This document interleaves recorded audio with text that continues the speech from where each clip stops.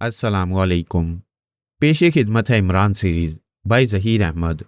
मावराई number शिंकारा। Next episode. Phoolwati का गुस्से से बुरा हाल हो रहा था। गुस्से की शिद्दत से उसका चेहरा सुर्ख हो रहा था और आंखें अंगारों की तरह दहक रही थी।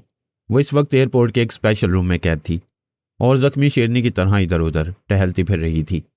जाशाल से बात करने के बाद उसने बॉस मास्टर से बात की और उसे जाशाल के हुक्म से आगाह करते हुए एक हेलीकॉप्टर चार्टर्ड करा लिया था, जिसके जरिए वो श्यामूर्ति की तलाश में जजीरा कराट जल्द से जल्द पहुंचना चाहती थी। जजीरा कराट दारुल हुकूमत से बहुत दूर और समुंदर में था, जहां जाने के लिए उसे वहां से दूसरे सूबे में जाना पड़ता और फिर वहां से किसी लॉन्च या स्टीमर में ही बैठकर वो जजीरे पर जा सकती थी। हेलीकॉप्टर के जरिए वो यहां से बराह रास्त जजीरे तक पहुंच सकती थी, जहां काफरिस्तानी त्यारा क्रैश हुआ था। लाजमी बात है उस जजीरे का कंट्रोल मिलिट्री इंटेलिजेंस और नेवी वालों ने संभाल लिया होगा। उनकी मौजूदगी में जजीरे पर जाना और वहां से श्यामूर्ति को तलाश करना उसके लिए बेहद मुश्किल काम था। जजीरे पर जाने और वहां आज़ादी से घूमने फिरने और मूर्ति को तलाश करने के लिए उसने उजरत में इंटरनेशनल न्यूज़ रिपोर्टर के कागजात और कार्ड हासिल कर लिए थे। इस काम के लिए उसके बॉस मास्टर ने ही इंतज़ाम किया था। न्यूज़ रिपोर्टर की हैसियत से उसके लिए हेलीकॉप्टर हायर करना और जजीरा कराट पर जाना कोई मसला न रहा। वो अपनी तमाम तैयारी मुकम्मल करके और हल्का फुल्का मेकअप करके एयरपोर्ट पर पहुंच गई। इमिग्रेशन में वो अपने कागजात की पड़ताल करा रही थी कि अचानक एयरपोर्ट का सिक्योरिटी चीफ उसके पास आ गया। उसने फूलवती को बताया कि अभी उसका चार्टर्ड किया हुआ हेलीकॉप्टर तैयार नहीं है। चंद इंटरनेशनल फ्लाइट्स आ रही हैं, उनकी आमद के बाद उसका हेलीकॉप्टर तैयार किया जाएगा। उस वक्त तक उसे वेटिंग रूम में इंतज़ार करना होगा। ये कोई अहम और गैर मामूली बात ना थी, इसलिए फूलवती ने इसका कोई खास नोटिस ना लिया और सर हिलाकर सिक्योरिटी ऑफिसर के साथ एक अलग थलग कमरे में आ गई। वो वेटिंग रूम में काफ़ी देर बैठी रही। फिर वहाँ एक वजीह नौजवान आ गया जिसने सिविल लिबास पहन रखा था। उसने फूलवती से अजीब से सवालात करने शुरू कर दिए। इन सवालों से फूलवती बुरी तरह से बौखला गई। उसे यूं लगा जैसे उसकी शख्सियत इस नौजवान के सामने अयां हो गई हो। वो आएँ बाएँ शाएँ करने लगी और फिर उसने वहाँ बुरी तरह से चिल्लाना शुरू कर दिया। सिक्योरिटी गार्ड्स वहाँ आ गए। उन्होंने जब बताया कि उसके तमाम कागजात चेक कर लिए गए हैं और वह सब के सब जाली साबित हुए हैं, तो फूलवती के रहे सहे औसान भी खता हो गए। उसने उन सबको धमकियां देना शुरू कर दी और उन पर अपने असर और रसूख का रोब झाड़ना शुरू कर दिया। लेकिन वजीह नौजवान जो सफदर था, उसने उसकी धमकियों पर मुस्कुराना शुरू कर दिया और फिर उसके हुक्म पर उसे गिरफ्तार कर लिया गया। सफदर, तनवीर और खावर इस लड़की की तलाश में यहाँ आए थे। यहाँ की इमिग्रेशन में उसका एक पुराना दोस्त था। वो उसके पास बैठे थे कि उन्हें इसी हुलिये से मिलती जुलती लड़की दिखाई दी, जिसकी तलाश के लिए एक्सटो ने उनकी ड्यूटी लगाई थी। सफदर का दोस्त सफदर को मिलिट्री इंटेलिजेंस के कैप्टन की हैसियत से जानता था। सफदर ने उसे वहां अपनी आमद का मकसद बता दिया था। उस लड़की के चेहरे पर मेकअप देखकर वो चौंका था। उसके हुक्म से उस लड़की को वहां रोका गया था। इसके बाद सफदर के कहने पर लड़की के जब कागजात चेक कराए गए तो वो जाली साबित हुए, जिससे सफदर को यकीन हो गया था कि यही उनकी मतलूबा लड़की है जिसे वो तलाश कर रहे थे। कागजात में लड़की का नाम सलमा जबीन था। सफदर ने सिक्योरिटी गार्ड से कहकर उसे कमरे में बंद करा दिया और खुद टॉयलेट में जाकर इमरान को कॉल करने लगा। फूलवती काफ़ी देर से कमरे में बंद थी और उसका गुस्से से बुरा हाल हो रहा था। उसकी समझ में नहीं आ रहा था कि इन लोगों ने उसे किस तरह से पहचान लिया था। बॉस मास्टर ने उसके उजलत में जो कागजात बनवाए थे वो वाकई जाली थे, मगर वो इस कदर महारत से तैयार किए गए थे कि उनके जाली होने का गुमान ही ना होता था। बगैर रिकॉर्ड चेक किए इन कागज़ों के जाली होने का एहतमाल ही पैदा नहीं होता था। फिर इतनी जल्दी ये सब कुछ कैसे हो गया? उन्होंने उसे उसी कमरे में बंद कर दिया था और उसे कहीं फ़ोन करने की इजाज़त भी नहीं दी जा रही थी। वो परेशानी के आलम में इधर उधर टहलती फिर रही थी कि दरवाज़ा खुला और वही वजीह नौजवान मुस्कुराता हुआ अंदर आ गया, जो उससे उसकी ज़ात के मुतल्लिक सवालात कर रहा था। तुम आखिर कौन हो और तुम ये बात कैसे कह सकते हो कि मैं असली रिपोर्टर नहीं हूँ और मेरे कागजात जाली हैं? फूलवती ने उसके अंदर आते उस पर बुरी तरह से बरसते हुए कहा, सॉरी मोहतरमा, हमें एक मुजरिमा की तलाश थी जो यहाँ एक जुर्म करके फरार हो रही थी। आपकी शक्ल उससे मिलती जुलती थी, इसलिए गलतफहमी की बिना पर आपको रोक लिया गया। जाली कागजात का हमने आप पर प्रेशर डालने के लिए कहा। बहरहाल आप बरी ज़िम्मा हैं, आप जा सकती हैं। सफदर ने मुस्कुराकर उसके करीब आते हुए कहा। उसकी बात सुनकर फूलवती के तने हुए साब ढीले पड़ गए और फिर जैसे ही सफदर उसके करीब आया, उसका हाथ बिजली की सी तेज़ी से हरकत में आया। फूलवती की कनपट्टी पर एक पटाखा सा छूटा और वह उछलकर पीछे सोफे पर जा गिरी और अपने होश हवास से बेगाना होती चली गई। वो चूंकि एक खतरनाक मुजरिमा थी, इसलिए उसे कोई बैद ना था कि उसके पास कोई खतरनाक असलहा या बम हो। इसलिए सफदर ने आते ही उसके साथ नफसियाती दाव खेला और फिर लड़की के असाब जिस तरह से तने हुए थे उससे साफ लग रहा था केवल लड़ाई भड़ाई के फन से भी आशना थी। सफदर उसके साथ लड़कर कोई उलझन मोल लेना नहीं चाहता था, इसलिए उसने नफसियाती वार करके उस पर हाथ छोड़ दिया। वो जैसे ही बेहोश होकर गिरी, सफदर ने आवाज़ देकर अपने सिक्योरिटी गार्ड दोस्त को अंदर बुला लिया। आसिफ, मैंने इसे बेहोश कर दिया है। अपने गार्ड से कहो कि ये इसे बांध कर मेरी कार में पहुंचा दें। मैं इसे अपने साथ मिलिट्री हेडक्वार्टर ले जाऊंगा। इस असना में तो मुझसे ज़रूरी कार्रवाई के कागजात पर दस्तखत करा लो ताकि बाद में तुम्हें किसी परेशानी का सामना न करना पड़े। सफदर ने अपने दोस्त से मुखातिब होकर कहा। उसने इस बात में सर हिलाया और गार्ड्स को इशारा किया ताकि वो उसे रस्सियों से बांध दें। फिर वह सफदर को अपने साथ अपने ऑफिस में ले गया। उसने मेज़ की दराज से चंद कागजात निकालकर उन पर सफदर से दस्तखत कराए। फिर सफदर उसे हाथ मिलाकर उठ खड़ा हुआ। कुछ ही देर में वो फूलवती को अपनी कार में डाले राना हाउस की जानिब उड़ा जा रहा था। इमरान की हदायत के मुताबिक उसने तनवीर और खावर को सिल्वर बार रवाना कर दिया। वो सोच रहा था कि इस लड़की को जल्द से जल्द राना हाउस में जोसेफ के हवाले करके वो खुद भी सिल्वर बार पहुंच जाए, इसलिए वो नहायत तेजी से कार राना हाउस की तरफ ले जा रहा था। राना हाउस के गेट के पास उसने कार रोककर मखसूस अंदाज में हॉर्न बजाया तो गेट की खिड़की से जोसेफ सर निकालकर बाहर झांकने लगा। सफदर को पहचान कर उसने खिड़की बंद की और चंद लम्हों बाद उसने गेट खोल दिया। गेट खुलते ही सफदर कार अंदर ले गया। क्या हाल है सफदर साहब, बड़े अरसे बाद शक्ल दिखाई है, कहाँ रहते हो? जोसेफ ने उसके करीब आते हुए मुस्कुरा कर कहा। मैं तो खैरियत से हूँ, तुम सुनाओ तुम कैसे हो और आजकल क्या कर रहे हो? सफदर ने मुस्कुराते हुए कहा। बस बोरियत के सिवा कुछ नहीं हो रहा। सारा दिन यहाँ चौकीदारी करता हूँ और मक्खियाँ मारता रहता हूँ। बॉस कभी कभार आते हैं तो जिंदगी में बाहर आ जाती है, वरना। जोसेफ ने कहा और उसके अंदाज पर सफदर बेख्तियार हंस दिया। गोया इमरान साहब ने आजकल तुम्हारी ड्यूटी मक्खियाँ मारने पर लगा रखी है, सफदर ने कहा। ऐसा ही समझ लें, जोसेफ ने कहा। चलो इसी बहाने ऐश तो कर रहे हो, हमारी तरह तुम्हें हर वक्त भाग दौड़ तो नहीं करनी पड़ती, सफदर ने मुस्कुराते हुए कहा। ऐश तो कर रहा हूँ मगर, अरे ये कार में कौन है? जोसेफ कुछ कहने ही लगा था कि उसकी नज़र कार की पिछली सीटों पर मुड़ी तुड़ी फूलवती पर पड़ गई। कोई मुजरिमा है, इसे ब्लैक रूम में ले जाओ। इमरान साहब अभी कुछ देर में यहाँ आएंगे और इससे खुद ही ज़रूरी पूछगिछ कर लेंगे, सफदर ने जवाब दिया। जोसेफ ने सर हिलाया और कार की तरफ बढ़ा और फिर उसकी नज़र जैसे ही फूलवती के चेहरे पर पड़ी वह यूं बौखलाकर पीछे हटता चला गया जैसे उसे किसी गैर मरई ताकत ने पूरी कुव्वत से पीछे धकेल दिया हो। उसके मुंह से बेख्तियार डरी डरी चीख निकल गई थी और उसका चेहरा खौफ की ज्यादती से इस बुरी तरह से बिगड़ गया था जैसे उसने मौत का चेहरा देख लिया हो। जोसेफ को इस तरह बौखलाए हुए अंदाज में पीछे हटते और उसके मुंह पर मौत की जर्दी फैलते देखकर सफदर हैरान रह गया। उसने पलटकर देखा तो लड़की उसी तरह बेहोश पड़ी थी। जोसेफ खौफ से इस बुरी तरह से लरज रहा था जैसे उसे जाड़े का बुखार हो। वो फटी फटी आंखों से कार की जानिब देख रहा था जैसे लड़की की जगह उसने किसी बदरू को देख लिया हो। क्या बात है जोसेफ, क्या हुआ है? तुम इस कदर घबराए हुए क्यों हो? सफदर ने जोसेफ की तरफ पढ़ते हुए हैरत ज़दा नज़रों से उसकी तरफ देखते हुए पूछा। ये कौन है और तुम इसे यहाँ क्यों लाए हो? जोसेफ ने खौफ से कांपते हुए पूछा। मैंने बताया तो है कि ये कोई मुजरिमा है। इमरान साहब के हुक्म से मैं इसे यहाँ लाया हूँ, मगर तुम इस कदर क्यों डर रहे हो? ये लड़की है, बदरू नहीं। सफदर ने जोसेफ की लम्हा बलम्हा बिगड़ती हुई हालत देखकर हैरत और परेशानी के आलम में कहा। बदरू? हाँ, इसके सर पर नीले खंडरात के सरकंडों की सुरख बदरूहें नाच रही हैं। ओह, सुरख बदरूहों का रक्स तेज होता जा रहा है। इसे ले जाओ, फॉर गॉड सेक इसे यहाँ से ले जाओ और इसे ले जाकर किसी पुराने कुएं में फेंक दो। अगर ये जाग गई तो हर तरफ सुरख आंधियाँ आ जाएंगी। सुरख आंधियों के आने से इंसानी सर उछलने लगेंगे, लाशों के अंबार लग जाएंगे, बच्चे यतीम और औरतें बेवा हो जाएंगी, हर तरफ मौत का भयानक रक्स शुरू हो जाएगा। जोसेफ ख्वाबनाक लहजे में कहता चला गया। उसकी बातें सुनकर सफदर उलझ सा गया। जोसेफ का ये बदला हुआ रूप वो पहली बार देख रहा था और इस कदर सहमे हुए अंदाज में उसकी बातें करना उसके लिए वाकई ताजुब खेज था। इससे पहले उसने जोसेफ को इस कदर खौफजदा और हरासा कभी नहीं देखा था। जोसेफ, तुम्हारी तबीयत तो ठीक है ना? ये तुम कैसी बहकी बातें कर रहे हो? सफदर ने परेशानी के आलम में कहा। मैं ठीक हूँ, तुम इसे ले जाओ, फॉर गॉड सेक इसे ले जाओ, वरना मैं खुद इसे ले जाकर किसी अंधे कुएं में फेंक दूंगा। तुम नहीं जानते, तुम कुछ भी नहीं जानते, जोसेफ ने थरथराते हुए कहा। उसके अंदाज पर सफदर को गुस्सा आने लगा। वो वाकई अजीब और बहकी बातें कर रहा था जो कम अज़ कम उसकी समझ से बालातर थी। तुम इस आम और बेहोश लड़की से खौफजदा हो रहे हो। लगता है तुमने फिर शराब पीनी शुरू कर दी है। ठीक है, मैं इसे खुद ब्लैक रूम में ले जाकर बंद कर देता हूँ, सफदर ने मुंह बनाते हुए कहा और लड़की को निकालने के लिए उसने कार का दरवाज़ा खोल लिया। लेकिन उसी लम्हे जोसेफ के हलक से डरी डरी चीख निकली और उसने आगे बढ़कर जोर से पैर मारकर कार का दरवाज़ा बंद कर दिया। मत खोलो, इसे मत खोलो, ये जाग जाएगी। तुम इसे नहीं जानते, ये 7 सरों वाले काले अवतार की बदसूरत बदरू है, जोसेफ ने चीखते हुए कहा और कार के दरवाजे के साथ यूं पुश्त लगाकर खड़ा हो गया जैसे वो सफदर को कार का दरवाज़ा किसी कीमत पर ना खोलने देगा। अब तो सचमुच सफदर जोसेफ के रवैये पर दंग रह गया। जोसेफ, इस लड़की को इमरान साहब ने भेजा है, इसे उठाकर ब्लैक रूम में ले जाओ।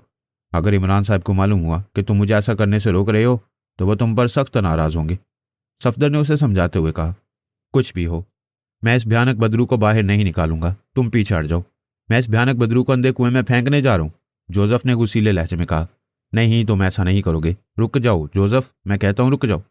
सफदर ने तेजी से उसकी तरफ बढ़ते हुए कहा। फिर अचानक वो हो गया जिसकी तवक्को सफदर कभी ख्वाब में भी नहीं कर सकता था। जोसेफ जो घूमकर कार की ड्राइविंग सीट की तरफ बढ़ रहा था, घूमा और उसने लात घुमाकर पूरी कुव्वत से सफदर के सीने पर मार दी। सफदर को एक जोरदार झटका लगा और वो उछलकर कई फुट दूर जा गिरा। सफदर ने होंठ भींचते हुए जमीन पर मुक्का मारा और एक झटके से उठकर खड़ा हो गया और फिर उसने भागते हुए छलांग लगाई और उड़ता हुआ कार की छत पर आकर उस पर से घसीटता हुआ दूसरी तरफ जोसेफ से टकराया और उसे लिए हुए अकब में उलट गया। जोसेफ जो ड्राइविंग सीट पर बैठने के लिए कार का दरवाज़ा खोल रहा था, सफदर के इस अचानक हमले से बुरी तरह से उलटकर गिर पड़ा।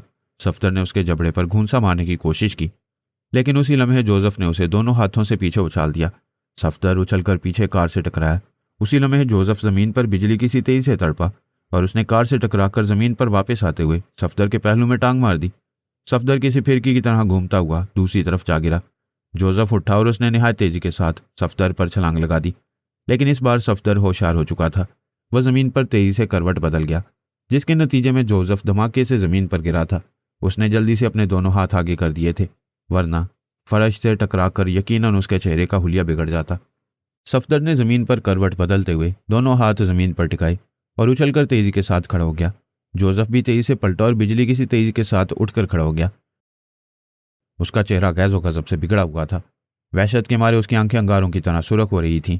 तुम हकीर चूहे, तुमने जोसेफ द ग्रेट पर हमला किया, तुम्हारी ये जुर्रत, मैं तुम्हारी आंतें निकाल दूंगा। जोसेफ ने गुस्से से चिंघाड़ते हुए कहा, रुक जाओ जोसेफ, अहमकाना हरकतें मत करो, तुम नहीं जानते तुम क्या कर रहे हो, रुक जाओ। सफदर ने उसे इश्तियाल में आते देखकर इंतहाई सख्त लहजे में कहा, मगर जोसेफ पर तो जैसे वहशत सवार हो चुकी थी। इस वक्त उसके पहलुओं पर होलिस्ट्रों वाली पट्टी नहीं थी, वरना शायद वो अपने दोनों रिवॉल्वर निकालकर बेदरेग सफदर पर गोलियां बरसा देता। उसने इस बार निहायत खौफनाक अंदाज में सफदर पर हमला किया था, जिसका बचाव करना सफदर के लिए वाकई मुश्किल हो रहा था। वो जोसेफ को रोकने और उसे समझाने की हर मुमकिन कोशिश कर रहा था, लेकिन यूं लग रहा था जैसे जोसेफ अपना जहनी तवाज़ुन खो चुका हो। उसने अचानक सफदर पर झपटा मारा, जैसे वो सफदर को दोनों हाथों से दबोच लेना चाहता हो। सफदर ने तेजी से एक तरफ होने की कोशिश की, मगर यहीं से वह मार खा गया। जोसेफ ने उसे बड़ा खूबसूरत डॉज दिया था। सफदर जैसे ही दूसरी तरफ हुआ, जोसेफ ने भी अपना रुख उसकी तरफ मोड़ दिया और फिर जोसेफ के सर की टक्कर पूरी कुव्वत से सफदर की नाक पर पड़ी। सफदर को यूं महसूस हुआ जैसे उसका नाक पिचक गया हो। उसकी आंखों के सामने अंधेरा सा आ गया। उसने हाथ पैर मारने की कोशिश की, लेकिन उसी लम्हे जोसेफ का भरपूर मुक्का उसकी कनपटी पर पड़ा। अब तो सफदर यूं लहराने लगा जैसे उसने शराब की कई बोतलें चढ़ा ली हों। उसके दिलो दिमाग पर अंधेरे की यलगार होने लगी। जोसेफ ने इंतहाई जारिहाना अंदाज में एक के बाद दीगरे 2-3 मुक्के उसके सर पर मार दिए। सफदर एक धमाके से जमीन पर गिर पड़ा। उसे यूं लग रहा था जैसे जोसेफ ने उसके सर पर हथौड़े मारकर उसके सर के परखच्चे उड़ा दियों, और फिर उसके ज़हन पर अंधेरे की दबीज चादर फैलती चली गई।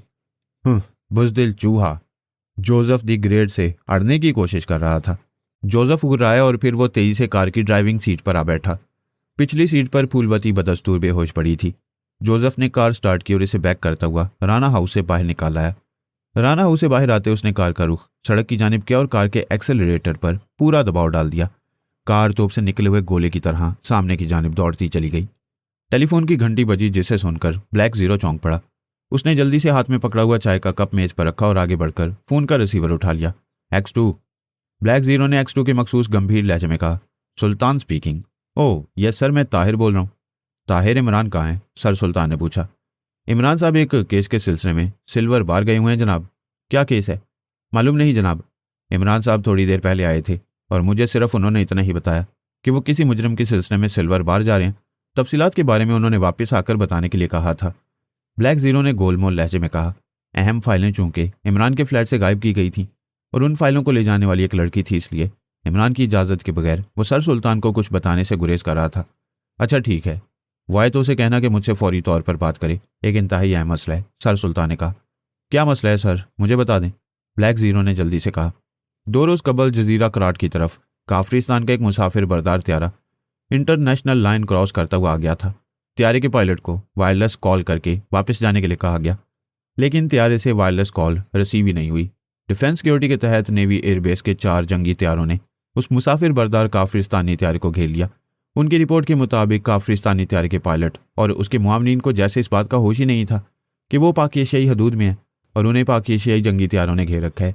वायरलेस कॉल के साथ साथ जंगी त्यारों के पायलटों ने मुसाफिर बरदार त्यारे के पायलट और उसके साथियों को अपनी तरफ हर मुमकिन तरीके से मुतवज्जा करने की कोशिश की। यहाँ तक कि त्यारे के इर्द गिर्द फायरिंग भी की गई, लेकिन इसके बावजूद त्यारे का पायलट उनकी तरफ मुतवज्जा ना हुआ। और फिर जैसे ही वो त्यारा जजीरा कराट पर से गुजरने लगा, त्यारे को अचानक जोरदार झटके लगना शुरू हो गए और फिर वह नोक के बल निहायत तेजी से जजीरा कराट की सख्त और ठोस चट्टानों में गिरकर तबाह हो गया। सर सुल्तान यहाँ तक कहकर खामोश हो गए। बड़ी अजीबोगरीब बात बता रहे हैं आप। किसी वजह से त्यारे का वायरलेस सिस्टम खराब होने की तो समझ में आती है, लेकिन 4 जंगी त्यारों का त्यारे को घेरना और उस पर फायरिंग करने पर भी काफरिस्तानी त्यारे के पायलट और को पायलट का उनकी तरफ मुतवज्जा ना होना इंतहाई हैरान कुन और नाकाबिल यकीन बात लगती है। ब्लैक ज़ीरो ने हैरान होते हुए कहा। हाँ, इससे भी अजीब और पुरस्कार बात यह है कि त्यारे के गिरने के बाद नेवी वाले जब उस जजीरे पर गए तो वहाँ त्यारे का मलबा दूर दूर तक बिखरा हुआ था। त्यारे का कोई फर्द जिंदा नहीं बचा था। नेवी के कमांडिंग ऑफिसर जजीरे पर घूम फिर रहे थे कि अचानक वहाँ अजीबोगरीब वाकयात रूनमा होने लगे। सर सुल्तान ने कहा। कैसे वाकयात? ब्लैक ज़ीरो ने चौंक कर पूछा। नेवी वालों की रिपोर्ट के मुताबिक वहाँ अचानक एक तेज़ और खौफनाक जरनाटेदार आवाज़ पैदा होती है और चलते फिरते इंसानों के सर कटकर यूं दूर जा गिरते हैं, जैसे पुराने ज़माने के लोग तलवार के एक ही वार से इंसानों के सर कलम कर देते थे। अब तक वहाँ नेवी वालों के तकरीबन 20 आदमियों के सर कट चुके हैं, जिनमें कमांडिंग ऑफिसर ताहिर जावेद भी शामिल है। सर सुल्तान ने कहा। उसकी बात सुनकर ब्लैक ज़ीरो का चेहरा हैरत से बिगड़ गया। 20 इंसानों के सर कट चुके हैं? ये आप क्या कह रहे हैं जनाब? ऐसा कैसे हो सकता है? ब्लैक ज़ीरो ने हैरत भरे लहजे में कहा। यही तो बात समझ में नहीं आती। जिन लोगों के सर कटे थे उनके जिस्मों से खून यूं गायब हो गया था जैसे खून नाम की कोई चीज़ उनकी रगों में मौजूद ही ना हो। सर सुल्तान ने गंभीर लहजे में कहा। ताज्जुब अंगेज, इंतहाई ताज्जुब अंगेज। जजीरा कराट में काफरिस्तानी त्यारे का यूं गिरकर तबाह होना, नेवी वालों का उस जजीरे पर जाना, उनके सरों का कटकर गिरना और फिर उनके जिस्मों में खून ना होना, ये तो बड़ी अजीब और सनसनीखेज बातें बता रहे हैं आप जनाब। खुद ब खुद किसी इंसान का सर कैसे कट सकता है और फिर सर कटने पर उनके जिस्मों से खून ना निकले? ये सब कैसे मुमकिन है? ब्लैक ज़ीरो हैरत भरे लहजे में कहता चला गया। इन सब बातों पर तो मैं खुद बेहद हैरान परेशान हूँ। मैंने इमरान को इसलिए फ़ोन किया था, वो अगर ज़ाती तौर पर तहकीक करे तो पता चल सकता है कि असल मामला क्या है। सर सुल्तान ने कहा। आप ठीक कह रहे हैं, वाकई इमरान साहिब इस हैरत अंगेज़ और नाकाबिल यकीन मामले पर तहकीक करके इसके बारे में कुछ मालूम कर सकते हैं। ब्लैक ज़ीरो ने जवाब दिया। हमने तैयारी की तबाही की इतला काफरिस्तान को दे दी है। उनकी तहकीकाती टीम वहाँ से रवाना हो चुकी है। शायद शाम तक वो जजीरा कराट पहुँच जाए। उनके हमरा खुद काफरिस्तानी वज़ीर ख़ारजा आ रहे हैं। मैं चाहता हूँ कि इससे पहले कि जजीरा कराट में काफरिस्तानी वज़ीर ख़ारजा या उनकी तहकीकाती टीम पहुँचे, इमरान ख़ास तौर पर वहाँ जाकर मालूम कर ले कि असल मामला क्या है। तुम जानते हो इन दिनों काफरिस्तान और पाक एशिया के हालात नॉर्मल हैं। अगर उनका कोई आदमी या वज़ीर ख़ारजा को किसी किस्म का नुकसान पहुँचा तो वो हमारे लिए क्या मुसीबत खड़ी कर सकते हैं, इसका तुम अंदाज़ा खुद कर सकते हो। सर सुल्तान ने संजीदगी से भरपूर लहजे में कहा। मैं समझता हूँ सर, अगर इमरान साहब ना आए तो जजीरे पर मैं खुद जाकर तहकीक करूँगा। आप अगर सरकारी तौर पर जजीरे का तमाम इंतज़ाम सीक्रेट सर्विस के हवाले कर दें तो हमारे लिए और ज़्यादा आसानी हो जाएगी। ब्लैक ज़ीरो ने मुअद्दबाना लहजे में कहा। मैंने अहकामात पहले ही जारी कर दिए हैं। इसके अलावा सदर मुमलिकत के अहकामात के मुताबिक काफरिस्तान से आने वाले तमाम मेहमानों की हिफाजत की भी तमाम तर जिम्मेदारी सीक्रेट सर्विस को सौंप दी गई है। सर सुल्तान ने कहा। आप मुतमईन रहें जनाब, X2 अपने फ़राइज़ बखूबी जानता है। ब्लैक ज़ीरो ने पूरे एतमाद लहजे में कहा। मैं जानता हूँ। बहरहाल तमाम सूरत हाल तुम्हारे सामने है। इमरान या तुम इस सिलसिले में फौरी तौर पर हरकत में आ जाओ। सर सुल्तान ने कहा। ठीक है जनाब, ऐसा ही होगा। ब्लैक ज़ीरो ने जवाब दिया। Okay, goodbye. Sir Sultan ने कहा और इसके साथ ही उन्होंने राब्ता मुनक़ता कर दिया। ब्लैक ज़ीरो ने रिसीवर क्रैडल पर रखा और परेशानी के आलम में जजीरा कराट पर पेश आने वाले हैरत अंगेज़ और नाकाबिल यकीन वाक़यात के मुतल्लिक सोचने लगा। राना हाउस के गेट पर कार रोकते ही इमरान के चेहरे पर तशवीश उभर आई। गेट खुला हुआ था। गेट के करीब मखसूस नशिस्त पर उसे जोसेफ भी दिखाई नहीं दे रहा था। हालांकि इमरान ने जोसेफ को इंतहाई सख्ती से इस बात का पाबंद कर रखा था कि वो इस तरह गेट खुला नहीं छोड़ा करे। राना हाउस सीक्रेट सर्विस का सेकंड हेडक्वार्टर था, जिसकी हिफाजत की तमाम तर जिम्मेदारी उसने जोसेफ के सुपुर्द कर रखी थी। इमरान सिल्वर बार से बेहोश मास्टर को तनवीर और खाबर के जरिए उठाकर निहायत आसानी से बाहर ले आया था और फिर वो खाबर की कार में एक साथ राना हाउस की जानिब रवाना हुए थे। रास्ते में खावर और तनवीर ने नए केस के शुरू होने के बारे में इमरान को कुरीदने और उससे कुछ पूछने की हर मुमकिन कोशिश की थी, लेकिन इमरान जब तक खुद अपनी मर्जी से किसी को कुछ बताने के लिए तैयार ना होता, उससे कुछ उगलवा लेना नामुमकिनात में से था। इमरान बड़ी खूबसूरती से उन्हें बातों में लगाकर राना हाउस ले आया था। ये क्या, ये राना हाउस का गेट क्यों खुला हुआ है और जोसेफ कहाँ है? खावर ने राना हाउस के खुले हुए गेट की जानिब देखते हुए इंतहाई हैरत भरे लहजे में कहा। इमरान ने उसकी बात का कोई जवाब न दिया और कार अंदर ले गया। पोर्च में उन्हें एक जगह सफदर पड़ा दिखाई दिया। उसे इस तरह बेहोशी के आलम में ज़मीन पर पड़ा देखकर खावर और तनवीर बौखलाकर जल्दी से कार से उतरे और दौड़ते हुए उसके पास चले गए। इमरान भी कार से उतरा और कदरे हैरानी और परेशानी के आलम में चारों तरफ देखने लगा। फिर उसने मुड़कर एक दीवार पर लगे हुए बटन को दबाकर गेट बंद कर दिया। सफदर को उठाकर अंदर ले जाओ, मैं मास्टर को ब्लैक रूम में पहुंचा कर आता हूँ, इमरान ने कहा। तनवीर और खावर ने सर हिलाकर सफदर को उठाया और उसे एक कमरे की तरफ ले गए, जबकि इमरान ने कार से मास्टर को निकाला और इसे उठाकर ब्लैक रूम की जानिब बढ़ता चला गया। मास्टर को ब्लैक रूम में उसने राड्स वाली कुर्सी पर जकड़ा और वहां से निकलकर सीधा उस कमरे में आ गया जहां तनवीर और खावर सफदर को ले गए थे। सफदर को वो दोनों होश दिला चुके थे। इमरान साहब, जोसेफ उस लड़की को ले गया। इमरान को कमरे में दाखिल होते देखकर सफदर ने जल्दी से कहा। उसकी बात सुनकर इमरान बुरी तरह से चौंक उठा। क्या कहा? जोसेफ लड़की को ले गया? कहाँ और क्यों?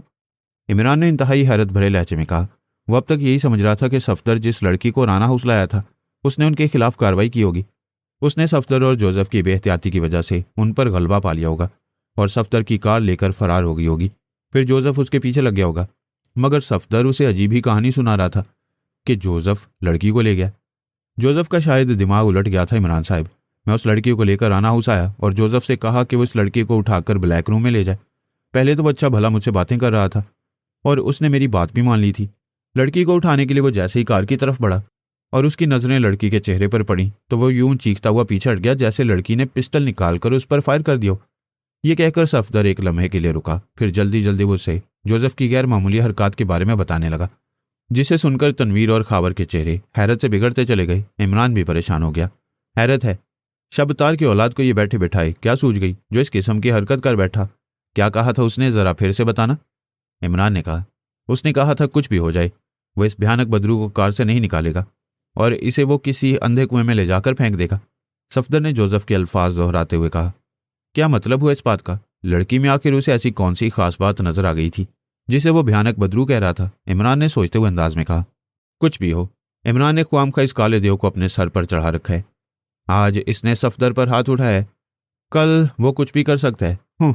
अगर मैं सफदर की जगह होता तो उसे गोली मार देता, तनवीर ने उसीले लहजे में कहा। ठीक है, अब वो आएगा तो मैं उसे उतार कर तुम्हें अपने सर पर चढ़ा लूंगा, लेकिन तुम्हें मेरे साथ वादा करना होगा कि मेरे सर पर चढ़कर तुम फिसलोगे नहीं, क्योंकि तुम फिसल गए तो ला मुहल्ला अपने हाथ पैर तुड़वा बैठोगे। हाथ पैर तुड़वा कर तुम मेरी होने वाली बीवी के वो फ़राइज़ अंजाम नहीं दे सकोगे जो ऐन रुखसती के वक्त एक भाई की जिम्मेदारी होती है, इमरान ने कहा। उसकी बात सुनकर सफदर और खावर के लबों पर मुस्कुराहट आ गई, जबकि तनवीर का चेहरा गुस्से से सुर्ख हो गया। वह इमरान के इस ज़ूमानी जुमले का मतलब अच्छी तरह से समझ गया था। अपनी औकात में रहा करो इमरान, ऐसा ना हो किसी दिन सचमुच मेरे हाथों अपनी गर्दन तुड़वा बैठो, तनवीर गुर्राया। ये बात जूलिया के सामने कहना, तब वो तुम्हें बताएगी कि तुम मेरी गर्दन तोड़ भी सकते हो या नहीं। इमरान की बात सुनकर सफदर और खावर खिलखिलाकर हंस पड़े, जबकि तनवीर तिल मिलाकर रह गया। उसने गुस्से से कुछ कहने के लिए मुंह खोला, फिर सख्ती से भींच लिया। शायद उसे एहसास हो गया था कि वो अगर इसी तरह तिल मिलाता रहा तो इमरान उसे तिगनी का नाच नचा कर रख देगा। इमरान साहब, उस लड़की के सिलसिले में क्या किया जाए? जोसेफ ना जाने उसे कहाँ ले गया होगा। खावर ने जल्दी से बात का मौजू बदलते हुए कहा। शबतार की औलाद को लगता है वो लड़की ज़रूरत से ज़्यादा पसंद आ गई है। सफदर को बेवकूफ़ बनाकर वो उससे अफ्रीकी तर्ज पर शादी करने के लिए साथ ले गया। अब किसी काले खंडरात में रंबा संबा का राग अलाप कर और लड़की के गिर्द नाच नाच कर उसे शादी के लिए रजामंद कर होगा, इमरान ने मुंह बनाते हुए कहा। लेकिन इमरान साहब, ये कैसे मुमकिन है? जोसेफ कम अज़ कम इस हद तक नहीं जा सकता। आप सोच भी नहीं सकते। मैंने उस वक्त जोसेफ के चेहरे पर इस कदर खौफ और डर देखा था जिसे मैं लफ्ज़ों में बयान नहीं कर सकता। जोसेफ जैसे इंसान को इस कदर हरासा और डरा हुआ मैंने पहले कभी नहीं देखा, सफदर ने कहा। इसलिए तो वो तुम्हें बेहोश करके लड़की को ले जाने में कामयाब हो गया, इमरान ने तंजिया लहजे में कहा और सफदर शर्मिंदा सा हो गया। इमरान साहब, जोसेफ एक तो आपका साथी था, दूसरे में कभी ख्वाब में भी नहीं सोच सकता था कि वो मुझ पर हमला कर सकता है, इसलिए मैं नादानिस्तगी में मार खा गया, वरना। सफदर ने अपनी सफाई में बात बनाते हुए कहा। वरना क्या? इमरान ने पहले से ज़्यादा मुंह बनाकर कहा। वरना वो आसानी से यहाँ से लड़की को ले जाने में कभी कामयाब ना होता, सफदर ने होंठ भींच कर कहा और इमरान सर झटक कर रह गया। मेरा ख्याल है हमें जोसेफ और लड़की की तलाश में निकलना चाहिए। उस लड़की को हमने चीफ के हुक्म से तलाश किया था और न जाने उसने किस नौयत का जुर्म किया है और चीफ के लिए किस अहमियत की हामिल हो। ऐसा ना हो जोसेफ सचमुच लड़की को कोई नुकसान पहुंचा दे और इसकी जवाबदेही हमें करना पड़े। खावर ने तशवीश ज़दा लहजे में कहा, तुम ठीक कहते हो। चीफ वाकई उस लड़की के बारे में हमसे ही जवाब तलब करेगा, क्योंकि उसे तलाश करने और उसे राना हाउस में पहुंचाने की जिम्मेदारी सफदर की थी। आओ, अभी वो ज़्यादा दूर नहीं गया होगा। तनवीर ने जल्दी से कहा। आप क्या कहते हैं इमरान साहब? सफदर ने इमरान की जानिब सवालिया नज़रों से देखते हुए पूछा। तनवीर ज़्यादा अक्लमंद है। जोसेफ कहाँ गया होगा इस बारे में शायद उसने तनवीर को वायरलेस पर बता दिया होगा। जाओ कर लो उसे तलाश, मुझसे क्या पूछते हो? इमरान ने कहा। उसकी बात सुनकर तनवीर को एक बार फिर गुस्सा आने लगा। ठीक है, हम जोसेफ और लड़की की तलाश में जाते हैं, आप मास्टर को संभालें। जोसेफ का खौफ और उसका रवैया मुझे बेहद खटक रहा है। न जाने मुझे क्यों ऐसा महसूस हो रहा है जैसे जोसेफ किसी बहुत बड़े खतरे में घिरने वाला है। सफदर ने कहा और उठकर खड़ा हो गया। तनवीर और खावर भी उठ गए।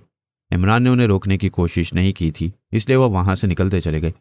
जोसेफ, तुम्हारे सर पर गंडाब की झाड़ियों की अंधी रूहें रक्स करें। तुम्हारी बातों ने मुझे भी परेशान कर दिया। उनके जाने के बाद इमरान के मुंह से निकला। उसका चेहरा गहरे सोचो तफक्कर की आमाजगा बना हुआ था।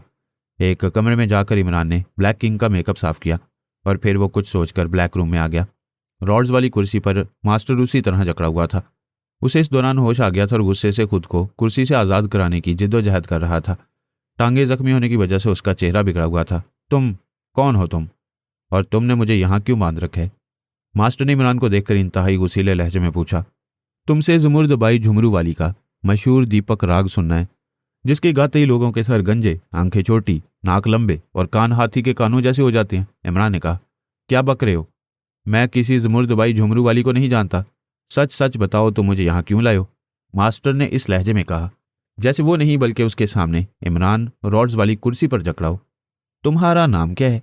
इमरान ने उसके सामने कुर्सी रखकर उस पर बैठते हुए कहा। Master, master the great. असल नाम बताओ। इमरान ने इस बार करख्त लहजे में कहा। कार्टर। मास्टर ने मुंह बनाते हुए जवाब दिया। कार्टर या क्रिशन? क्रिशन का नाम सुनकर मास्टर बुरी तरह से चौंक पड़ा। क्रिशन, ये कौन है? मेरा नाम कार्टर है और आमतौर पर मुझे मास्टर कहा जाता है। चलो मान लेता हूँ। ये बताओ मोहतरमा सलमा जबी उर्फ फूलवती से तुम्हारा क्या ताल्लुक है? इमरान ने पूछा। मैं इन नामों की लड़की से वाकिफ नहीं हूँ, मास्टर ने जल्दी से कहा। देखो मिस्टर क्रिशन या मास्टर या जो भी तुम्हारा नाम है, मैं अच्छी तरह जानता हूँ कि तुम कौन हो और तुम्हारा फूलवती से क्या ताल्लुक है। तुम्हारे ऑफिस के खुफिया खानों से मुझे तुम्हारे और फूलवती के वो तमाम कागजात और फाइलें मिल गई हैं, जिनसे इस बात का साफ पता चलता है कि तुम काफरिस्तानी एजेंट हो। तुम फूलवती के साथ मिलकर पाकिस्तान के खिलाफ जो कार्रवाइयां करते रहे हो, मुझे उनकी भी तफसीलात मिल चुकी हैं। दुश्मन मुल्क के एजेंट होने की वजह से मैं तुम्हारे साथ जो भी सलूक करूं, इस पर मुझे कोई मलाल नहीं होगा। तुमने फूलवती के साथ मिलकर मेरे फ्लैट से जो 3 फाइलें हासिल की थी, मुझे उनके बारे में बता दो कि वो कहाँ हैं। उन फाइलों के बारे में अगर तुम खुद ही बता दो तो तुम्हारे हक में बेहतर होगा, वरना मैं तुम्हारा जो हशर करूंगा उसके बारे में तुम सोच भी नहीं सकते। इमरान ने सांप की तरह फुंकारते हुए कहा। तो तुम कौन हो? तुम्हारा उन फाइलों से क्या ताल्लुक? कहीं तुम इमरान तो नहीं? मुझे पहचान कर तुमने अक्लमंदी का सबूत दिया है। अब और ज्यादा अक्लमंदी का मुजाहरा करो और फाइलों के बारे में सच सच बता दो। मैं नहीं जानता तुम किन फाइलों की बात कर रहे हो। बहुत खूब, मुझे पहले ही मालूम था कि तुम कुछ बताने के लिए आसानी से नहीं मानोगे। फिक्र न करो, तुम अभी सच फर बोलने लगोगे। इमरान ने बड़े मुतमईन लहजे में कहा और अपनी पतलून का पांचा उठाकर पिंडली के साथ बंधा हुआ एक तेज धार खंजर निकालकर हाथ में लिया। खंजर की धार बिजली की रोशनी में जगमगाने लगी, जिसे देखकर मास्टर के चेहरे पर खौफ नजर आने लगा। नहीं, तुम ऐसा नहीं कर सकते। मुझ पर तशद्दुद करने का तुम्हें कोई इख्तियार नहीं। तो क्या ये इख्तियार लेने के लिए मुझे तुम्हारे दस्तखत कराने पड़ेंगे? इमरान ने हंसकर कहा और फिर उसने मास्टर की पिंडली में ऐन उस जगह खंजर की नोक उतार दी जहां इमरान ने सिल्वर बार में उसे गोली मारी थी। मास्टर के हलक से दर्दनाक चीख निकल गई। इमरान खंजर की नोक उसके जख्म में इधर उधर घुमाने लगा, जिससे मास्टर के हलक से निकलने वाली हौलनाक चीखों से कमरा थर्रा उठा था। मेरे सवालों का जवाब देने के लिए तैयार हो या नहीं? इमरान ने सख्त लहजे में कहा। मैं कुछ नहीं जानता, मैं सच कह रहा हूं, मैं कुछ नहीं जानता। कुव्वत बर्दाश्त तुम्हें नाम को भी नहीं है, फिर भी ढिठाई का मुजाहरा कर रहे हो। ठीक है, देखता हूं तुम कब तक बर्दाश्त करने की हिम्मत रखते हो। इमरान ने होंठ भींचते हुए कहा और खंजर लेकर उसके सर पर खड़ा हो गया। मुझ पर जुल्म मत करो, मैं मास्टर ने घिघियाते हुए कहा, मगर फिर उसके हलक से एक बार फिर दर्द भरी चीख निकल गई। इमरान ने खंजर की नोक उसकी बाएं आंख में उतार दी थी, जिससे उसकी आंख का डेला पिचक गया था और उसमें से जर्द रंग का मवाद बह निकला था। मास्टर के हाथ पैर रॉड्स में ना जकड़े होते तो वो यकीनन माहिए भी आपकी तरह तड़पने लग जाता। वो तकलीफ की शिद्दत से बेहोश हो गया। इमरान ने बड़े इत्मीनान से उसकी आंख से खंजर निकाल लिया और फिर खंजर बाएं आंख में मुंतकिल करके मास्टर के चेहरे पर जोर जोर से थप्पड़ मारने लगा। चंद ही लम्हों में मास्टर चीखता हुआ होश में आ गया। तुम ब्लडी डेविल! मास्टर ने होश में आते ही चीख कर कहा। इमरान ने खंजर वाला हाथ घुमाया। इस बार मास्टर की नाक आधी से ज्यादा कटकर दूर जा गिरी और खून फवारे की तरह उबल पड़ा और मास्टर एक बार फिर चीख उठा। इमरान ने इंतहाई बेरहमी से खंजर का एक और वार करके उसका बायां गाल 2 हिस्सों में काट दिया। मास्टर का चेहरा लहूलुहान हो गया था और उसकी दर्दनाक चीखें कमरे की छत उड़ाने लगी थी। इमरान ने खंजर उठाकर उसके दाएं हाथ का भी वही हशर करना चाहा जो उसने बाएं गाल का किया था कि मास्टर हलक के बल चीख उठा। रुक जाओ, फॉर गॉड सेक रुक जाओ, तुम इंतहाई जालिम आदमी हो, मैं तुम्हें सब कुछ बता दूंगा, उसने चीखते हुए कहा। अब आए हो लाइन पर? इमरान ने मुस्कुराते हुए कहा। मैं तुम्हें सब कुछ बता दूंगा, लेकिन क्या तुम वादा करते हो कि इसके बाद तुम मुझे जिंदा छोड़ दोगे? मैं इस वादे के लिए पाबंद नहीं हूं, इमरान ने गुर्राते हुए कहा। मुझे यकीन है कि तुम मेरे सच बोलने पर मुझे नहीं मारोगे। बस अब शुरू हो जाओ। मुझे तुम जैसे घटिया मुजरिमों पर वक्त ज़ाया करने का कोई शौक नहीं। पानी, मुझे एक गिलास पानी पिला दो, फिर मैं तुम्हारे तमाम सवालों के जवाब दे दूंगा, मास्टर ने कराते हुए कहा। पहले मेरे सवालों के जवाब दो, फिर कहोगे तो मैं तुम्हें शराब भी पिला दूंगा, इमरान ने कहा। शराब? ठीक है, पूछो क्या पूछना चाहते हो। शराब का सुनकर मास्टर ने खून आलूद होंठों पर जुबान फेरते हुए कहा। तुम्हारा ताल्लुक काफरिस्तान की किस तंजीम से है? इमरान ने पूछा। Black circle. मेरा ताल्लुक ब्लैक सर्कल से है। वो लड़की जिसके जरिए तुमने मेरे फ्लैट से फाइलें चोरी कराई थी, उन फाइलों के हसूल का असल मकसद क्या था और वो लड़की कौन थी? इमरान ने पूछा। उसका असल नाम फूलवती है, पाकेशिया में उसका नाम सलमा जबी है। उसे मेरे हुक्म से एक फ़ाइल हासिल करना थी, काफरिस्तान में पाकेशियाई फॉरेन सीक्रेट एजेंट्स की फ़ाइल। बाकी 2 फाइलें वो वैसे ही उनकी अहमियत के पेश नज़र उठा लाई थी। कहाँ हैं वो फाइलें? फूलवती ने उन फाइलों की माइक्रोफिल्म बना ली थी और उन फाइलों को जला डाला था, मास्टर ने कहा। माइक्रोफिल्म पर इमरान चौंक पड़ा। उसने मास्टर के ऑफिस की तलाशी के दौरान उसकी मेज़ की दराज से जो माइक्रोफिल्म निकाली थी वो अभी तक उसकी जेब में थी। उसने जेब से फिल्म निकाल ली। क्या यही है वो माइक्रोफिल्म? इमरान ने फिल्म उसकी आंखों के सामने लहराते हुए कहा। ओह, तो ये फिल्म भी तुम्हारे हाथ लग गई है? हाँ, यही है वो फिल्म, मास्टर ने होंठ भींचते हुए जवाब दिया। इमरान के जालिमाना तशद्दुद ने उसके सारे कसबल निकाल दिए थे और खंजर भी बदस्तूर इमरान के हाथ में था, इसलिए वो इमरान की बातों को बड़ी शराफत और सच्चाई से जवाब दे रहा था। क्या तुम्हें यकीन है कि फूलवती ने फिल्म बनाने के बाद फाइलों को जला डाला था? इमरान ने बगौर उसकी आंखों में झांकते हुए पूछा। मैं वसूख से नहीं कह सकता, उसने बात कही थी तो सच ही होगा, मास्टर ने कराह कर जवाब दिया। खून बदस्तूर उसके जख्मों से रिस रहा था, जिसकी वजह से उस पर शदीद नक्काहत तारी होती जा रही थी। फूलवती भी तुम्हारी तरह मेरी कैद में है, क्या सच है और क्या झूठ मैं उससे खुद तस्दीक कर लूंगा। तो मुझे फूलवती के मुतल्लिक बताओ, वो असल में कौन है और उसका हदूद अरबा क्या है? मेरा मतलब है वो किन पुरस्रार कुव्वतों की मालिक है? इमरान ने पूछा। क्या क्या फूलवती तुम्हारे कब्जे में है और तुम्हें उसकी पुरस्रार कुव्वतों का भी इल्म है? मास्टर ने बुरी तरह से चौंकते हुए कहा। मेरे पास उसकी तस्वीर है, उस तस्वीर में उसकी आंखें नुमाया हैं और उसकी आंखों की चमक इस बात का वाज़ेह सबूत है कि वो पुरस्रार कुव्वतों की मालिक है। उसकी पुरस्रार कुव्वतें किस नौयत की हैं, मैं उनकी तफसील जानना चाहता हूँ, इमरान ने वजाहत करते हुए कहा। फूलवती मुकद्दस महाप्रभु जाशाल की कनीज़ है। उसने कई बरस संबाला के जंगलों में जाशाल की खिदमत की थी। जाशाल ने उसकी खिदमत से खुश होकर उसे कई पुरस्रार अलूम सिखा दिए थे। इन पुरस्रार अलूम से काम लेकर वो बड़े बड़े कारनामे सर अंजाम देती है। वो अपने गिर्द ऐसा हल्ला कायम कर लेती है कि सबके सामने होते हुए भी कोई उसे देख नहीं सकता। दूसरों को मफलूज करना, उनसे अपनी मर्जी के काम लेना, पुरस्रार बदरूहों को हाजिर करना और उनसे मालूमात हासिल करना और उनके जरिए किसी को भी खतरनाक और नाकाबिले इलाज बीमारियों में मुब्तला करना उसके बाएं हाथ का खेल है, मास्टर ने बड़े फाखराना लहजे में फूलवती की तारीफ करते हुए कहा। और ये जाशाल कौन है? इमरान ने होंठ भींच कर पूछा तो जवाब में मास्टर जाशाल के मुतल्लिक इमरान को तफसील बताने लगा, जिसे सुनकर इमरान के चेहरे पर शदीद हैरत तारी होती चली गई। ये जाशाल तो कोई खतरनाक शैतान मालूम होता है। हैरत है कि इसके मुतल्लिक मुझे आज तक पता क्यों नहीं चला। हालांकि आम जासूसी केसों के साथ मैं इस जैसे शैतानी ज़ुर्रियत का भी अक्सर व पेशतर मुकाबला करता रहता हूँ, इमरान ने हैरत से बुड़बड़ाते हुए कहा। जाशाल की ताकतें लाजवाल हैं, उसकी ताकतों और उसके बारे में जानना तुम जैसे आम इंसानों के बस की बात नहीं है, मास्टर ने पुरगुरूर लहजे में कहा। फूलवती अगर इतनी ही पुरस्रार और ख़तरनाक ताकतों की मालिक है तो फिर वो तुम्हारी मातहती में क्यों काम कर रही है? अपनी ताकतों से तो वो कोई अपनी नई तंजीमें बना सकती थी, बल्कि उसे तंजीम बनाने की भी क्या ज़रूरत थी? अपनी ज़ात में ही वो खुद एक बहुत बड़ी तंजीम है, फिर उसका तुम्हारी मातहती में काम करना मेरी समझ में नहीं आया। इमरान ने उलझे हुए लहजे में कहा। जवाब में मास्टर ने उसे बता दिया कि फूलवती उसकी मातिहती में क्यों काम करने पर मजबूर है। इसका मतलब है शबे दिजूर में पैदा होने वाले काले दियो ने उस फूलवती को पहचानने में गलती नहीं की है। इमरान ने बुड़बड़ाते हुए कहा। शबे दिजूर, काला दियो, क्या मतलब? मास्टर ने चौंक कर पूछा। इमरान उसकी बात का मजाहिया सा जवाब देना चाहता था, मगर मास्टर से फूलवती के सिफली अलूम का सुनकर वो किसी कदर मुतफिक्र हो गया था।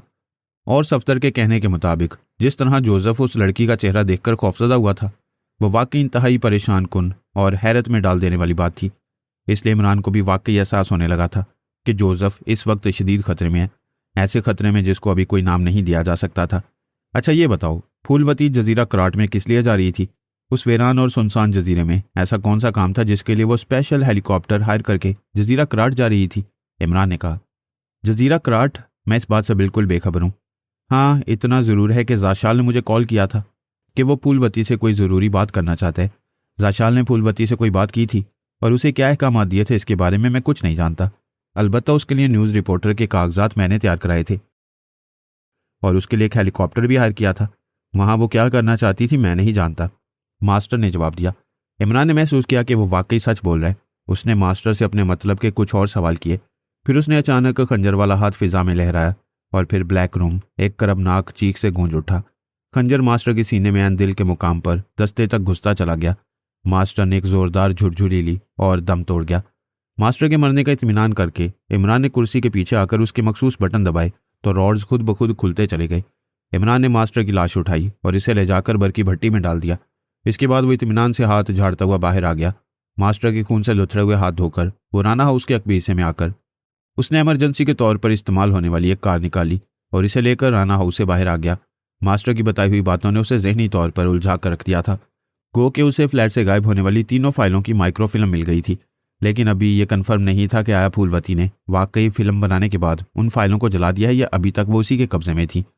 ये बात अब फूलवती से ही मालूम हो सकती थी, जिसे जोसेफ भयानक बदरू कहकर उसे किसी अंधे कुएं में फेंकने के लिए ले गया था। अपने तौर पर तनवीर, सफ्तर और खावर उन दोनों की तलाश में जा चुके थे, लेकिन अब सूरत हाल खासी मखदूश हो चुकी थी। इसने इमरान, जोसेफ और फूलवती की तलाश में सारी टीम को लगा देना चाहता था, इसलिए वह वापस दानिश मंजिल की तरफ जा रहा था। उसकी उम्र 50 साल से ज़्यादा थी, लेकिन इसके बावजूद वो बेहद हट्टा कट्टा, मजबूत जिस्म और एसाब का मालिक था। सर और दाढ़ी मूंछों के बाल रात की स्याही की तरह काले थे, जिनमें इतनी उम्र होने के बावजूद चांदी का एक तार भी नमूदार न हुआ था। देव कामत जिस्म के मालिक का चेहरा खबासत और शैतानियत से भरपूर था, जो उसकी सफाकी, दरिंदगी और बेरहमी का मुंह बोलता सबूत था। उसके बाल बेतहाशा लंबे और छोटी छोटी चुटियों में बंधे उसके चेहरे पर लड़ियों की तरह फैले हुए थे। आंखें सुरख और अंगारों की तरह दहकती दिखाई दे रही थीं। उसने गले में हड्डियों से मोतियों की मालाएं पहन रखी थीं। उसके निचले जिस्म पर बड़े घेरे वाली मुटियाली शलवार थी, जबकि ऊपरी बदन बरहना था। ये जाशाल था, जिसे काफरिस्तान में किसी बड़े और ताकतवर देवता की सी हैसियत से माना जाता था। जाशाल ने काफरिस्तान से दूर संबाला नामी जंगल में अपनी एक अलग दुनिया आबाद कर रखी थी। हजारों लोग उसके गुलाम थे और आसमानी अवतार समझकर उसके सामने सर झुकाते थे। जाशाल चाहता तो इस जंगल में अपने लिए पुराने जमाने के शहंशाहों, महाराजों की तरह एक शानदार महल रातों रात खड़ा करा सकता था, मगर वह एक शैतान सिफ्त इंसान था। महल ना होने के बावजूद वह संबाला जंगल में महाराजों की तरह जिंदगी बसर कर रहा था। बड़े से बड़ा सरकारी मिनिस्टर उसकी मुट्ठी में था, जिनसे अपने मतलब और अपनी मर्जी का काम लेना उसके लिए कोई मसला ही नहीं था। इस वक्त उसे काफरिस्तान की नाक समझा जाता था। वो सिफली अलूम में ऐसी खौफनाक और पुरस्रार ताकतों के हसूल में लगा हुआ था, जिनकी मदद से वह वक्त आने पर पूरी दुनिया पर अपना तसल्लत जमा सकता था। पाकिस्तान जैसे मुल्क को नीस्त व नाबूद करना उसके बाएं हाथ का काम था, लेकिन वो अभी किसी मुल्क के खिलाफ अपनी ताकतें इस्तेमाल करके खुद को कमज़ोर नहीं करना चाहता था। अपनी तमाम ताकतों को मुजस्सम करके वो शैतानी ज़ुरियत की एक बहुत बड़ी ताकत, जिसे शिंकारा कहा जाता है, हासिल करना चाहता था। उसके मुताबिक शिंकारा एक ऐसी बदरू का नाम था जिसने हज़ारों साल कबल अपनी शैतानी ताकतों के बलबूते पर सारी दुनिया को हिलाकर रख दिया था। लाखों लोग उसके गुलाम थे। वह हर तरफ शैतान की शैतानियत का प्रचार करती थी। जादू और सिफली अलूम में उसका कोई हम पल्ला न था। उसने अपनी रूह को शैतान के कब्जे में दे रखा था, जिसकी वजह से उसे तवील और कभी ना ख़त्म होने वाली ज़िंदगी मिली हुई थी। मगर फिर उससे एक भूल हो गई। शैतान का काम इंसानों को वरगलाना, उनको तबाह करना, उन्हें राह रास्ते से हटाने और जुल्म बरबरियत की तरफ रागिब करने का था। उसके पास दिल नाम की कोई चीज़ ना थी जिसमें मोहब्बत, रहम और हमदर्दी की गुंजाइश होती है। इंसान, हैवान और जिन्नात पर भी रहम करना शैतान के ज़ुमरे में नहीं था। यही गलती शंकारा कर बैठी। उसे मछेरों की एक बस्ती की एक औरत पर तरस आ गया था, जिसका एक नन्हा बच्चा दरिया में कश्ती के डूब जाने से गिर पड़ा था। शिंकारा ने अपनी ताकतों से उस डूबते हुए बच्चे को दरिया से निकालकर उस औरत के हवाले कर दिया था। उसकी इस रहम दिलाना हरकत पर शैतान को उस पर शदीद तैश आ गया था। उसने उसी वक्त शिंकारा के जिस्म को जलाकर राख कर दिया और उसकी रूह को एक स्याह मूर्ति में कैद करके उसे घने जंगलात से दूर ऊंचे ऊंचे पहाड़ों के नीचे दफन कर दिया। जमीन की तबाहकारियां अजल से होती आई हैं और अब तक जारी रहेंगी। खौफनाक जल्जलों से जमीन में धंसे हुए करोड़ों नवादरात जिस तरह बाहर आ जाते हैं, उसी तरह शंकारा की स्याह मूर्ति भी जमीन से निकल आई और फिर पहाड़ों की खुदाई और उनमें बनाई जाने वाली सुरंगों में शिंकारा की मूर्ति उन इंसानों के हाथ लग गई। इस मूर्ति की बनावट और इसकी स्याह रंगत में हीरों जैसी चमक मौजूद थी, जिससे वह इंसानों के दिलों में गहराई तक उतर जाती थी। इस स्याह मूर्ति पर चूंकि शैतान का साया था और इस मूर्ति को खुद शैतान ने बनाया था, इसलिए वह इंसानों के लिए सख्त नहूसत का बायस बन गई थी। इस मूर्ति के हसूल के लिए इंसान एक दूसरे के दुश्मन होने लगे, इंसानी सर कटने लगे, तख्तो ताज दाव पर लगने लगे और बड़े बड़े आमलों पुरस्कार कुव्वतों के मालिक और सिफली अलूम पर कुदरत रखने वाले शैतानों में जंग छिड़ गई। शिंकारा की स्याह मूर्ति जिस किसी के हाथ लगती, वहां हर तरफ मौत के साए रक्स करने लगते, हर तरफ खौफ व हरास छा जाता, आग और खून का तूफान उठता और कटे हुए इंसानी अज़ा के अंबार लग जाते।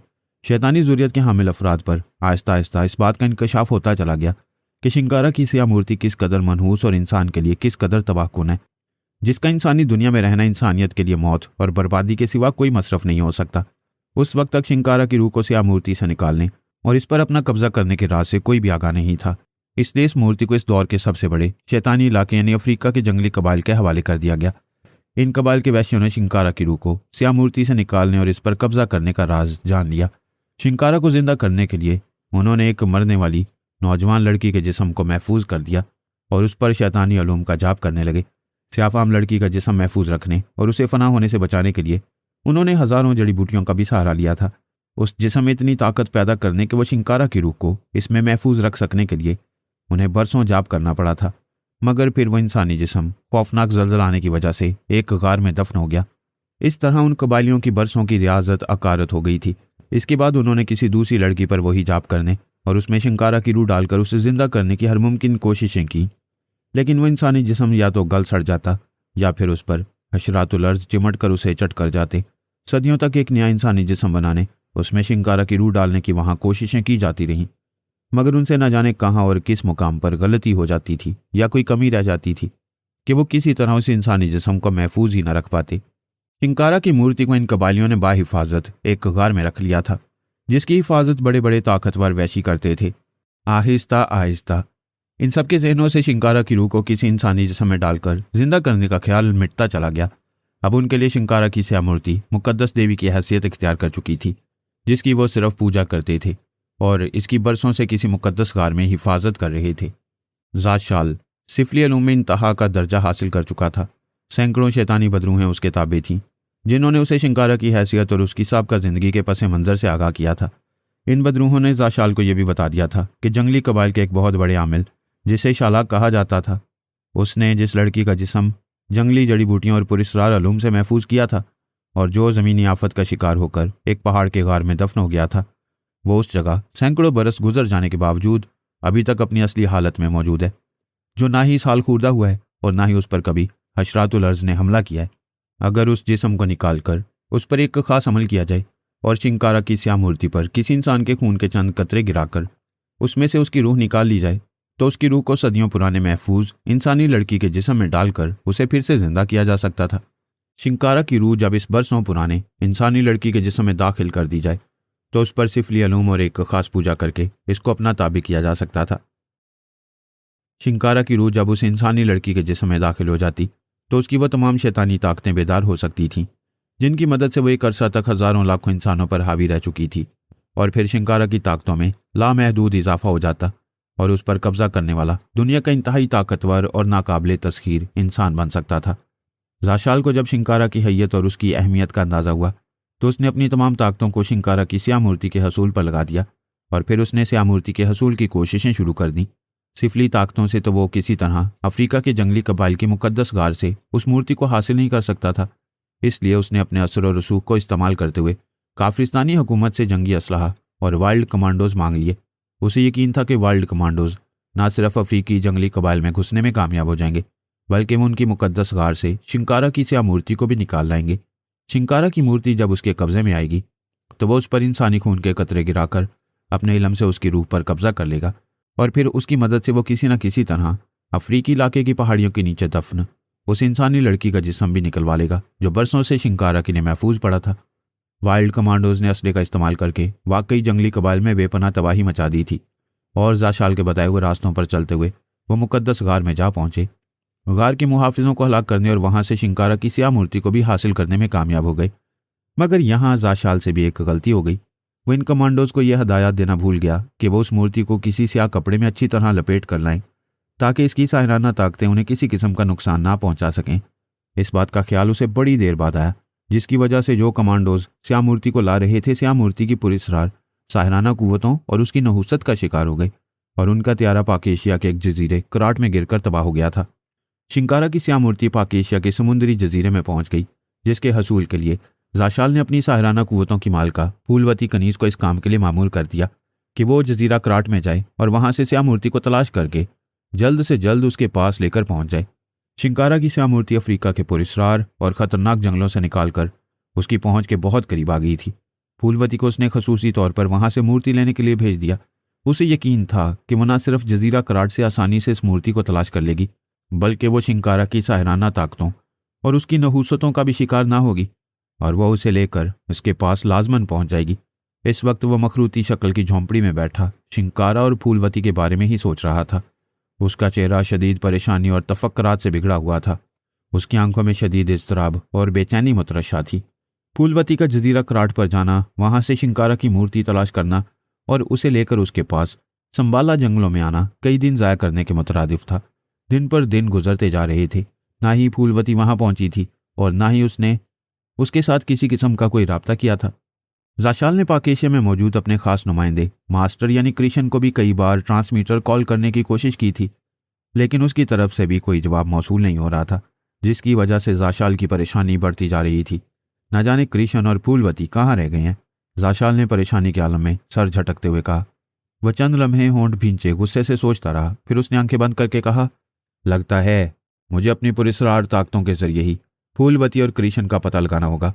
मैं जितना शिंकारा के जिंदा होने से पहले अपनी सायराना कुव्वतों के इस्तेमाल करने से इज्तनाब बरतना चाहता हूँ, उतना ही मुझे वो मजबूर कर रहे हैं, उसने बुड़बुड़ाते हुए कहा और फिर मुंह ही मुंह में कुछ बुदबुदाने लगा। शायद वो कोई मंत्र पढ़ रहा था। कुछ देर तक वो इसी तरह मुंह ही मुंह में बुदबुदाता रहा और फिर अचानक वो आंखें खोलकर एक झटके से बड़े बौखलाए हुए अंदाज में उठकर खड़ा हो गया। ये क्या हो गया? ये मैं क्या देख रहा हूँ? शिंकारा की रूह स्याह मूर्ति से आज़ाद हो गई और उसने फूलवती के जिस्म पर कब्जा कर लिया है। ये तो बहुत बुरा हुआ, बहुत ही बुरा, उसने बड़े बौखलाए हुए लहजे में कहा। हैरत, खौफ और शदीद परेशानी से उसकी आंखों की सुर्खी कई गुना बढ़ गई थी। इसका मतलब है कि शिंकारा की मूर्ति पर किसी इंसान के खून के कतरे पड़ गए थे, जिसकी वजह से उसकी रूह मूर्ति से आज़ाद हो गई। शिंकारा के आज़ाद होने का मतलब है कि वो अब हर तरफ तबाही और बर्बादी फैला देगी। उसकी सदियों से प्यासी रूह इंसानों को मारकर उनका खून पीना शुरू कर देगी। मगर उसने फूलवती को मारकर उसके जिस्म पर कब्जा क्यों किया है? इस तरह तो वो और ज्यादा खतरनाक हो जाएगी। अब मैं उस पर कब्जा कैसे करूंगा? जाशाल परेशानी के आलम में सोचता चला गया। ये सब क्या हो गया? मैंने जिस शिंकारा के लिए इतना वक्त बर्बाद किया, जंगलों में रहकर अपनी जिंदगी का एक बहुत बड़ा हिस्सा तबाह कर दिया, वो शिंकारा इस तरह आज़ाद हो जाएगी और मेरी कनीज फूलवती के जिस्म पर कब्जा कर लेगी। इसके बारे में तो मैंने पहले सोचा भी ना था। जाशाल का जहन इस रो में सोचता ही चला गया। शिंकारा ने स्याह मूर्ति से अपनी रूह को आज़ाद करके शायद वक्ती तौर पर फूलवती पर कब्जा किया है। वो उसके जिस्म में ज़्यादा देर तक नहीं रह सकती। इसका मतलब है कि अब वो हर मुमकिन तरीके से अफ्रीकी जंगलात में जाने की कोशिश करेगी ताकि वो इन इलाकों में मौजूद पहाड़ों के नीचे दबी हुई नौजवान लड़की के उस जिस्म को हासिल करे जो शालाग ने खास तौर पर उसके लिए तैयार किया था। शिंकारा की रूह उस जिस्म के हसूल के बगैर ज़्यादा अरसा दुनिया में नहीं रह सकेगी।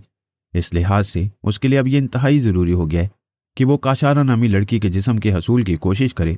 इसका मतलब है अब मुझे कुछ और ही सोचना पड़ेगा। शिंकारा को अपने ज़ेर असर लाने के लिए अब मुझे खुद मैदान अमल में आना होगा। हाँ, ये ज़रूरी है, बहुत ज़रूरी। अगर शिंकारा खुद उस जिस्म को हासिल करने में कामयाब हो गई तो सारी दुनिया पर उसका राज होगा, सिर्फ उसका, और मुझे भी उसका गुलाम बनकर रहना पड़ेगा। नहीं नहीं, मैं ऐसा कभी नहीं होने दूंगा। मैं किसी भी सूरत में शिंकारा का गुलाम नहीं बनूंगा। शिंकारा को मेरी कनीज बनना पड़ेगा, सिर्फ मेरी, और उसे मेरे लिए दुनिया को तस्खीर करना होगा, हर सूरत में और हर हाल में। जाशाल गुस्से और परेशानी के आलम में सोचता चला गया और फिर वो झोंपड़ी से निकला, निहायत तेजी से जंगल की जानिब भागता चला गया। उसका चेहरा जोशो जज्बे से बुरी तरह तमतमा रहा था, जैसे उसने कोई बहुत अहम फैसला कर लिया हो। जोसेफ आंधी और तूफान की तरह कार उड़ाए जा रहा था। उसके चेहरे पर बदस्तूर खौफ और इंतहाई परेशानी के साए फैले हुए थे। वो बैकव्यू मिरर में बार बार पिछली सीट पर बेहोश पड़ी लड़की को देख रहा था, जिसके चेहरे पर नजर पड़ते ही उसके चेहरे का रंग बदल जाता था। वो कार को तेजी से दौड़ाता हुआ और मुख्तलिफ सड़कों से होता हुआ मुज़ाफ़ात की तरफ जाने वाली सड़क पर आ गया। मुज़ाफ़ात की तरफ जाने वाली सड़क पर बराए नाम ही ट्रैफिक थी, इसलिए जोसेफ ने कार फुल स्पीड पर छोड़ दी थी। वो परेशानी के आलम में सोच रहा था कि इन अतराफ में ऐसी कौन सी जगह हो सकती है जहां उसे कोई पुराना और गहरा कुआं मिल जाए। कुर्बो जवार में वो नजरें दौड़ा रहा था, मगर दूर नज़दीक उसे खेतों का तवील सिलसिला दिखाई दे रहा था। वहां उसका मतलूबा कुआं मिल जाना मुश्किल बात थी। बहरहाल वो कार चलाता रहा। फिर उसे दूर एक पुराने फार्म हाउस के आसार दिखाई देने लगे। फार्म हाउस को देखकर उसकी आंखों में चमक सी उभर आई। उसने सोचा हो सकता है इस पुराने फार्म हाउस के इर्द गिर्द उसे कोई पुराना कुआं भी मिल जाए। इसलिए उसने कार की रफ्तार हल्की की और इसे मोड़कर कच्ची सड़क पर ले गया। फार्म हाउस के पास ले जाकर उसने कार रोक दी और कार से उतरकर निहायत तेजी से फार्म हाउस की जानिब बढ़ता चला गया। उसने फार्म हाउस के इर्द गिर्द अच्छी तरह देख लिया, लेकिन उसे वहां किसी कुएं के आसार दिखाई ना दिए तो वो मायूसी से सर हिलाकर वापस कार की तरफ आ गया। और फिर वो जैसे ही कार के पास आया ठिठक कर रुक गया। उसकी आंखें हैरत और कदरे खौफ से फैलती चली गईं। जो लड़की कार की पिछली सीट पर बंधी हुई और बेहोश पड़ी थी, वह इस वक्त ना सिर्फ होश में थी, बल्कि कार के दरवाजे के साथ टेक लगाई खड़ी थी और उसकी जानिब तेज नजरों से देख रही थी। तुम आज़ाद कैसे हो गई? और जोसेफ ने उसकी जानिब हैरत से आंखें फाड़ कर देखते हुए पूछा। फूलवती के लिए ऐसी छोटी मोटी बंदिशें कोई मायने नहीं रखती। तुम कौन हो और मुझे यहाँ क्यों लाए हो? फूलवती ने जोसेफ को तेज नजरों से घूरते हुए कहा। मेरा नाम जोसेफ दी ग्रेट है। मैं अफ्रीका के शाही खानदान का प्रिंस हूँ। मेरे सर पर अफ्रीका के अजीम विच डॉक्टर जोशुआ का साया है, जिसने मुझे बता दिया है कि तुम्हारे सर पर गंदी बदरूहों का साया है। इसलिए मैं तुम्हें किसी अंधेरे कुएं में फेंकने के लिए यहाँ लाया था। अगर तुम जिंदा रही तो हर तरफ काली मौत के गंदे साए नाचने लग जाएंगे, आसमान से आग बरसेगी और हर तरफ सुरख आंधियां चलने लगेंगी, जिससे हजारों लाखों इंसानों की जिंदगियां खतरे में पड़ जाएंगी। अजीम विच डॉक्टर जोशुआ के कहने के मुताबिक तुम्हें हलाक करके अगर मैं किसी पुराने अंधे कुएं में फेंक दूं तो ये खौफनाक तूफान अपना रुख बदल सकता है। जोसेफ ने खुद को संभालते हुए अपने मखसूस अफ्रीकी अक्खड़ लहजे में कहा। तुम मुझे हलाक करके किसी अंधे कुएं में फेंकने वाले थे।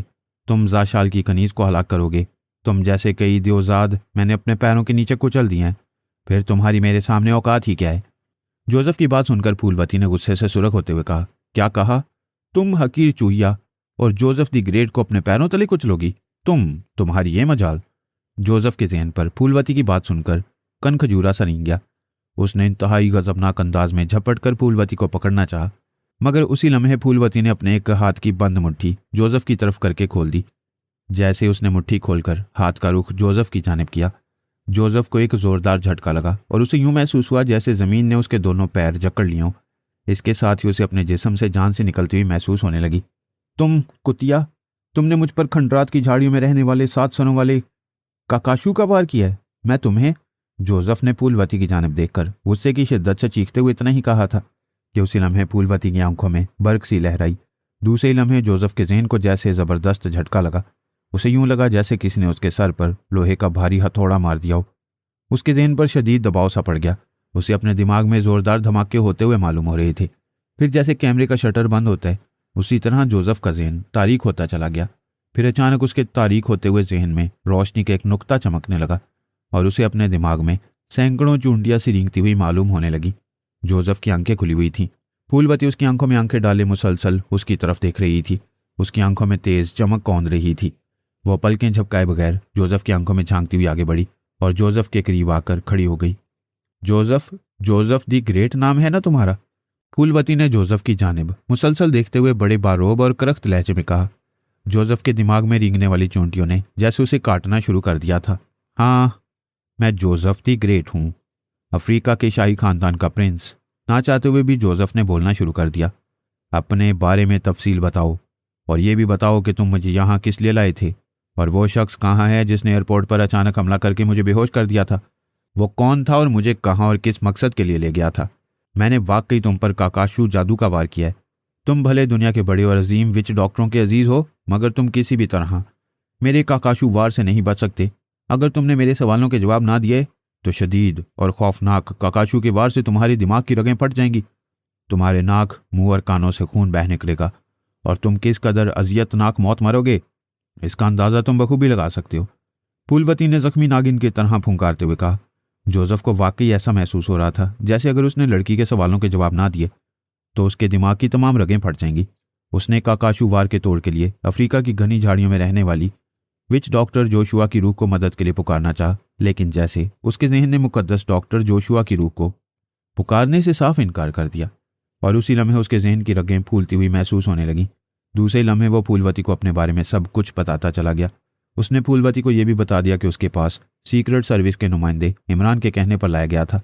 उस पर नज़र पड़ते ही वो जान गया था कि उसका ताल्लुक स्याह बदरूहों से है, इसलिए वो वाकई उसे हलाक करके किसी अंधे, पुराने और गहरे कुएं में फेंकने के लिए लाया था। लेकिन ये उसकी खुश नसीबी के इस जगह कोई कुआं मौजूद ना था। जोसेफ की बातें सुनकर फूलवती हैरान रह गई। वो सोच भी नहीं सकती थी कि इमरान और सीक्रेट सर्विस के मेंबर इस कदर तेज़ और फाल हो सकते हैं, जो ना सिर्फ उसे आसानी से ट्रेस कर लेंगे बल्कि उसे पहचान भी लेंगे। हालांकि वो एयरपोर्ट मेकअप करके गई थी। दूसरे, जोसेफ ने अपने अफरी के हवाले से उसे जो कुछ बताया था वो भी फूलवती के लिए इंतहाई हैरानकुन और ताज्जुब अंगेज था। जोसेफ की सलाहियतें किसी भी तरह अफ्रीका के माहिर विच डॉक्टर से कम ना थीं।